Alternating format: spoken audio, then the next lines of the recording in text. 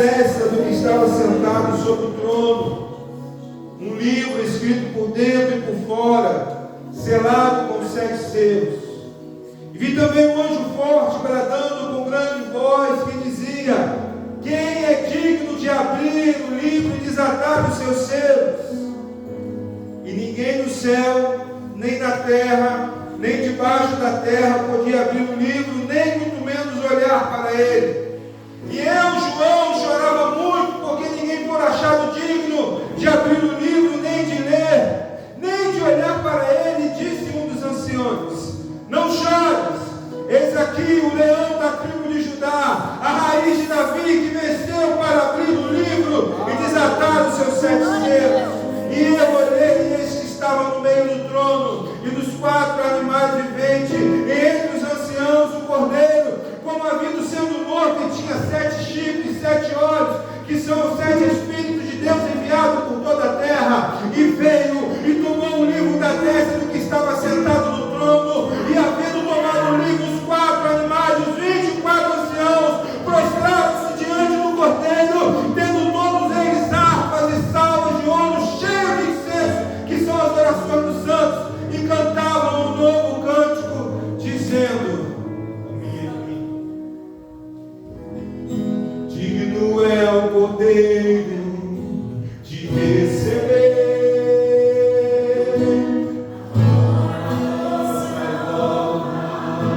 todo o poder. Digno é o cordeiro de receber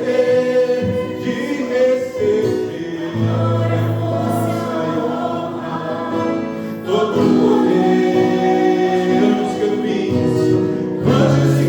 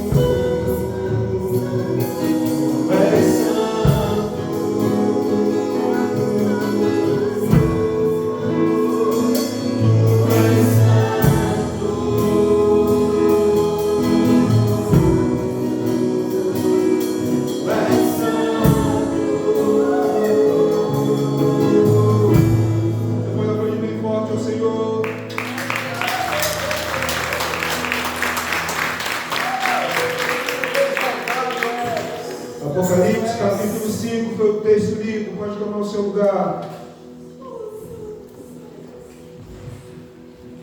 O texto que nós lemos, em continuação ao tema proposto para esse mês, que fala até que ele venha. Esse texto ele tem por objetivo nos trazer uma orientação, nos trazer mais um pouco daquilo que Deus tem falado ao longo desses domingos, ao longo das nossas reuniões, aqui neste lugar, onde o Espírito Santo tem ministrado no coração de cada um de nós. E como tem sido um tempo precioso que estamos passando aqui, amém, meu irmão? Amém. Como tem sido bom esperar a volta do Senhor Jesus, saber que Ele vem, algo que não vai falhar, Ele virá buscar a igreja.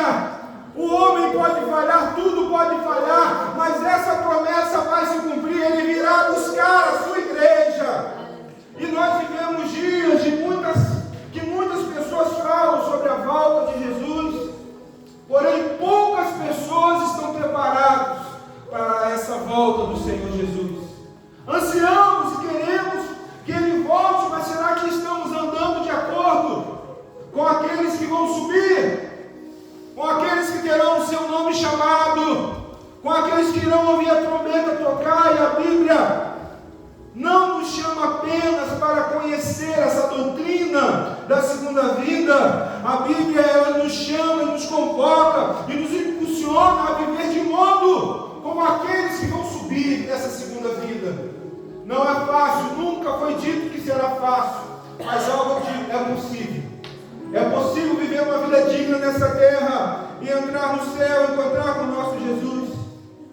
Apocalipse, no capítulo 5, nos leva ao céu, através da visão que João teve, nos mostra uma cena extraordinária, algo incrível. O Cordeiro está no céu, foi identificado pelo discípulo João.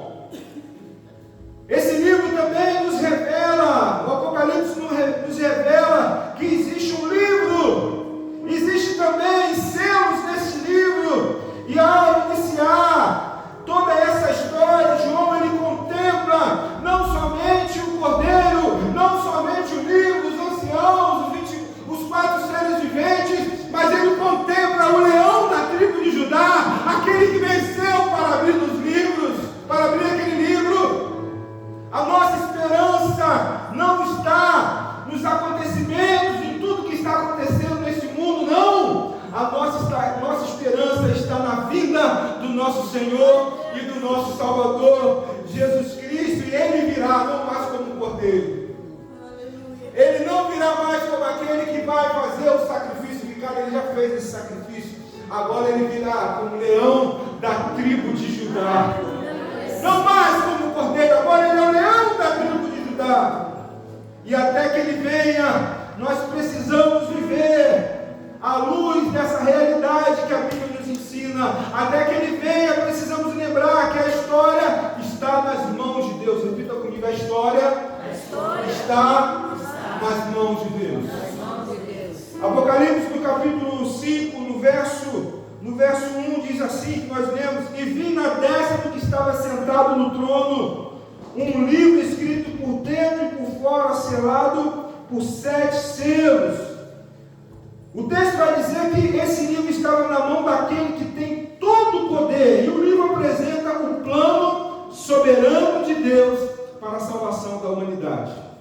Esse livro apresenta tudo aquilo que iria acontecer e tudo aquilo que está acontecendo nos dias de hoje. E esses 7 selos indicam que ninguém poderia abrir esse documento se não tivesse autoridade. Observe o que João vê.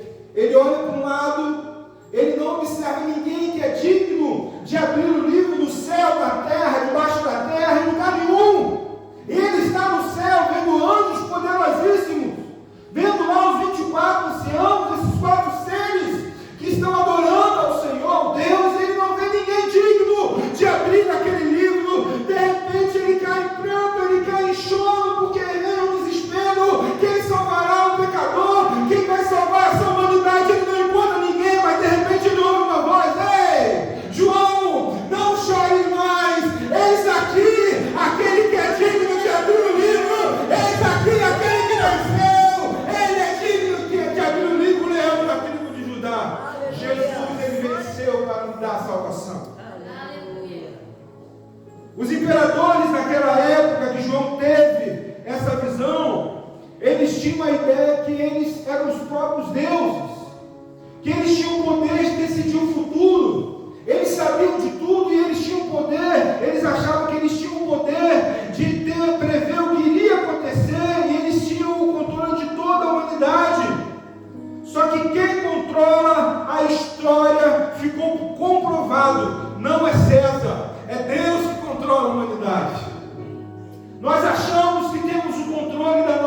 vida?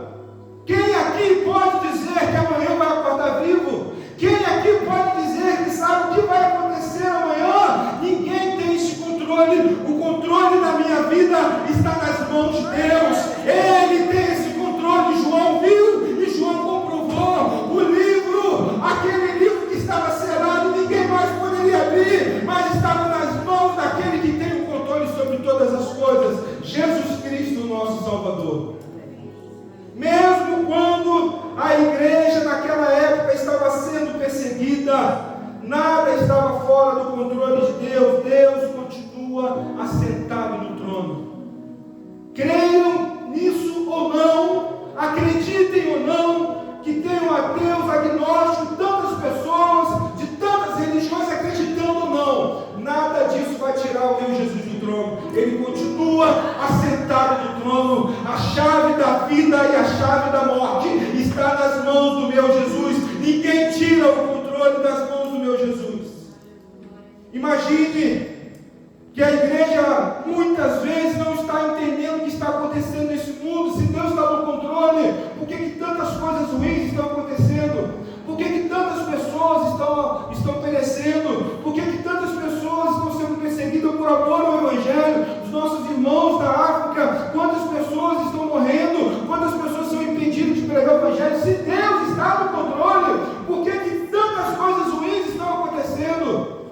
Meus irmãos, imagine um maestro conduzindo uma orquestra, os instrumentos separados, ninguém consegue entender, parece até que está desafinado. Nós tivemos uma orquestra durante muitos anos lá no Brasil, e quando o violino tocava sozinho, a gente achava que ficava feio. Quando o violoncelo tocava sozinho, a gente achava que ficava feio. Quando o baixo tocava sozinho, ou o saxofone tocava sozinho, ficava feio. Mas quando juntava tudo, a orquestra inteira, e ficava uma sinfonia celestial, ficava algo maravilhoso. Assim são os acontecimentos que têm sido, nós temos visto aqui nessa terra. Talvez você está olhando para uma coisa e não faz sentido, está olhando para outra coisa e não faz sentido, mas Deus está regendo. Ele é o grande regente, e Ele está regendo tudo o que está acontecendo nessa terra. Pode não fazer sentido agora, mas vale a pena ser fiel, porque Ele virá buscar a sua noiva. Vale a pena. Você pode achar que está sendo perda,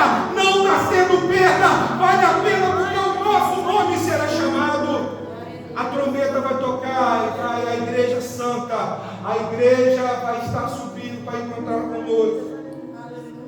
Enquanto esperamos pelo Senhor Jesus, não precisamos viver desesperados, não devemos ser dominados pelas notícias ruins, porque a nossa confiança, ela está no Senhor, que governa todas as coisas. João já comprovou, o livro está nas mãos do Senhor Jesus. Ninguém era digno de abrir o livro, mas o ancião apontou para o cordeiro, para o leão da tribo de Judá. Ele é digno de abrir o livro. Você pode dizer graças a Deus? Graças a Deus. Até que Ele venha, nós precisamos reconhecer que somente Cristo é digno.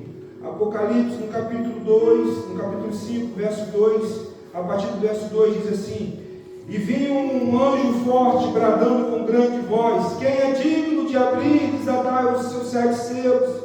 Verso 3: ninguém no céu, nem na terra, nem debaixo da terra, podia abrir o livro, nem olhar para ele. E eu, João, chorava muito, porque ninguém fora achado digno de abrir o livro, nem de ler, nem de olhar para ele. E disse-me um dos anciãos: não chore, eis aqui o leão da tribo de Judá, a raiz de Davi, que venceu para abrir o livro e desatar os 7 selos. Nós não podemos esquecer até que Ele venha. Nós precisamos reconhecer que Cristo, Ele é digno de todas as coisas. João, ele começa a chorar, e não é um simples choro emocional, meus irmãos. Se ninguém fosse digno, não tinha redenção completa para a humanidade. Se ninguém fosse digno, nós não estaremos aqui hoje. Não haveria reino. Mas quando João olha, ele não vê, como eu já disse, apenas o cordeiro. Ele vê o leão da tribo de Judá. Em muitas situações, nós estamos deixando de acreditar que Cristo é digno. Como que nós estamos deixando de acreditar que Cristo é digno? Quando eu deposito a minha confiança em outras coisas. O dia mau chega para todos nós. Todos nós enfrentaremos o dia mau. Enquanto pessoa, enquanto igreja, enquanto corpo de Cristo, todos nós vamos passar por dificuldades. Isso não, ninguém está livre disso, todos nós enfrentamos lutas. Mas quando a luta chega na sua vida, quando a luta bate na sua porta, a quem você está depositando a sua confiança? A quem você está clamando? A quem você está buscando quando o dia mau chega na minha vida e na sua vida? Quem nós estamos buscando? Às vezes nós esquecemos que o nosso Senhor, o nosso Salvador Jesus Cristo, Ele tem o controle sobre todas as coisas e Ele é digno de receber todas as coisas, tanto a honra, a glória e o poder, quanto as nossas petições também. Os nossos pés correm para perto de tantas pessoas e não correm para perto do Senhor Jesus Cristo. João, ele começa a chorar porque ele não havia identificado aquele que é digno, mas a partir do momento que ele identifica aquele que é digno, ele passa a reconhecer que não precisa mais ter desespero. Esperar Jesus significa viver de forma que nós vamos dedicar tudo a Ele. Independente do momento que nós estamos passando, a nossa esperança não está nos governos, não está na economia, não está na tecnologia, não está na nossa capacidade. A nossa esperança está em Cristo Jesus, o nosso Senhor. Até que Ele venha, nós devemos, como um povo comprado pelo seu sangue, nós devemos confiar e viver dessa forma, como aquele que foi comprado pelo seu sangue. Isso significa que nós temos um dono. Você pode dizer graças a Deus? Eu tenho um dono. Eu não sou solto nesse mundo. Eu não sou largado nesse mundo. Eu não sou como aqueles que não têm direção, ninguém me defende. Eu tenho alguém que me defende. Jesus Cristo, Ele é o meu defensor, Ele é o meu advogado. Eu não estou perdido nesse mundo. Eu tenho alguém que me orienta, o Espírito Santo de Deus. A palavra contraste, e eu quero te convidar, você que está com a Bíblia aberta, a ler o texto de Apocalipse, no capítulo 5, a partir do verso 9. Diz assim: e cantavam um novo cântico. Perdão, é isso, a partir do verso 9 e 10. E cantavam um novo cântico, dizendo: digno és de tomar o livro e de abrir os seus selos, porque foste morto, e com o teu sangue nos compraste para Deus de toda a tribo, língua e povo e nação. Vamos parar aqui um pouco. O nosso papel é cumprir o ide de Mateus no capítulo 28, versos 19 e 20. Amém? Ide por todo mundo e pregar o Evangelho. Por que Jesus já deu essa ordem? Porque existem pessoas, na verdade toda a humanidade já foi comprada através do sangue de Jesus. O preço já foi pago. Qual é o nosso papel? Pregar o Evangelho. Está tudo pago, já está tudo resolvido. O que nós temos que fazer é pregar o Evangelho, porque existe toda a tribo da terra, já foi comprada, toda a língua, todo o povo, toda a nação, já está tudo pago. O nosso papel é pregar o Evangelho. O nosso papel é apresentar o Espírito Santo, é apresentar o nosso Jesus, porque eles já foram comprados através do sangue de Jesus. Verso 10: e para o nosso Deus nos fizestes reis e sacerdotes, e reinaremos sobre a terra com Ele. Nós já fomos comprados, meus irmãos. Alguém pagou um preço por mim, alguém pagou um preço por você, Cristina. Jesus Cristo derramou sangue naquela cruz. Eu não posso deixar que a palavra de ninguém me tire da presença do Senhor. Palavra do pastor, palavra do presbítero, palavra do irmão, de A, B ou C. Ninguém tem o poder de me tirar da presença do Senhor. Por quê? Quem pagou o preço? Foi Jesus Cristo que pagou o preço. Eu não paguei o preço pela sua vida. Foi Jesus Cristo que pagou o preço pela sua vida. E nós estamos desistindo por palavras, por atos, por coisas que acontecem no dia a dia. Alguém se sacrificou por você. Alguém sofreu e sofreu muito por você. Nós estamos e precisamos viver de modo digno. A palavra compraste lembra o mercado de escravos lá no mundo antigo, e o escravo ele podia ser resgatado mediante a um pagamento. Nós éramos esses escravos, e Jesus pagou o preço por mim, e Ele pagou o preço por você, não com ouro, nem com prata, nem com qualquer outra moeda já inventada neste mundo. Ele pagou o preço com sangue. Foi sangue que foi derramado naquela cruz, e aí Ele nos fez reis, Ele nos fez sacerdotes, Ele nos fez povo santo. A minha identidade mudou depois que Jesus me comprou. Antes eu era escravo, agora é reino, é sacerdote, agora é povo santo. A minha morada mudou depois que Ele pagou o preço pela minha vida. Antes o meu destino era condenação eterna, era o inferno. Agora a minha morada é na cidade santa, na Nova Jerusalém. Você pode dizer graças a Deus? É viver segundo essa identidade que nos dá motivação para seguir em frente, meus irmãos. Muitas pessoas estão vivendo como aquele filho de Jonathan, lá na terra de Lodebar, uma terra sem futuro, uma terra que não dá fruto nenhum. Ele era filho do príncipe, neto de Saul, e ele estava vivendo, não estava vivendo como tal, mas Davi lembra-se da aliança que tinha feito com Jonathan. Então ele pergunta: tem alguém da casa de Jonathan, da casa de Saul, que ainda eu preciso fazer algum bem? Alguém se lembra de Mefibosete? Manda lá buscar ele, vai lá buscar ele. O homem que estava perdido era o filho de um príncipe. Muitas pessoas estão andando em Lodebar, muitas pessoas estão perdidas nesse mundo. Alguém precisa se lembrar: tem alguém que precisa ser abençoado pelo meu Deus, tem alguém que precisa ser abençoado, e você precisa se lembrar de alguém. Você precisa ir lá buscar, fazer ele sentar na mesa. Também ele vai desfrutar também dos banquetes do rei. É necessário nós estarmos cumprindo nosso papel. Nós somos a boca de Deus nessa terra. Nós somos o arauto de Deus aqui nessa terra. Pessoas precisam ser salvas ainda, e elas dependem de ouvir a palavra de Deus.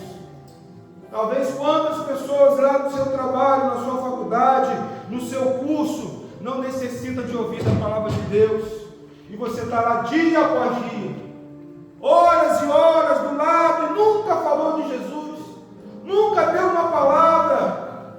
Nós precisamos estar sendo boca de Deus nessa terra, meus irmãos. Como nós estamos perdendo oportunidades, não estamos vivendo muitas vezes de acordo com o sacrifício que Jesus fez naquela cruz. Até que Ele venha, a nossa vida deve ser uma adoração constante. Acompanhe comigo o verso 11 agora. E olhei e ouvi a voz de muitos anjos, e ao redor do trono, e dos animais, e dos anciãos, e era o número dele de bilhões, e milhares de milhares, que com grande voz diziam: digno é o Cordeiro que foi morto de receber poder, riqueza, sabedoria, força, honra, glória, ações de graças. E ouvi toda a criatura do céu, na terra, debaixo da terra, que estão no mar, todas as coisas que ele há, dizendo ao que está assentado sobre o trono e ao Cordeiro sejam dadas honras, ações de graças, honra, glória e poder para todos sempre. Sabe o que esse livro nos revela ainda? Vai ter uma grande apresentação no céu. Imagina a melhor apresentação de música, de louvor que você já viu, que você já assistiu. Não se compara com a apresentação que vai ter no céu. 4 seres viventes que a gente nunca viu, nem pode imaginar como é, estarão cantando: digno é o Cordeiro de receber toda a honra, glória e louvor. 24 anciãos que nós não sabemos com certeza quem é, se levantarão dos seus tronos, se prostrarão diante do trono do Todo-Poderoso e também cantarão: digno é o Cordeiro de receber toda a honra, glória, força e poder. Anjos, milhares, milhões de anos estarão cantando: santo, santo, santo, santo é o Senhor. Animais na terra, debaixo da terra, dos aves, seres do mar, todos estarão dizendo: Ele é digno de receber toda a honra, toda a glória e todo o poder. E eu quero te dar uma ótima notícia: se você for pentecostal, se você for salvo em Cristo Jesus, você vai dar glória a Deus bem alto. A igreja metodista em Ares Velhos vai estar lá também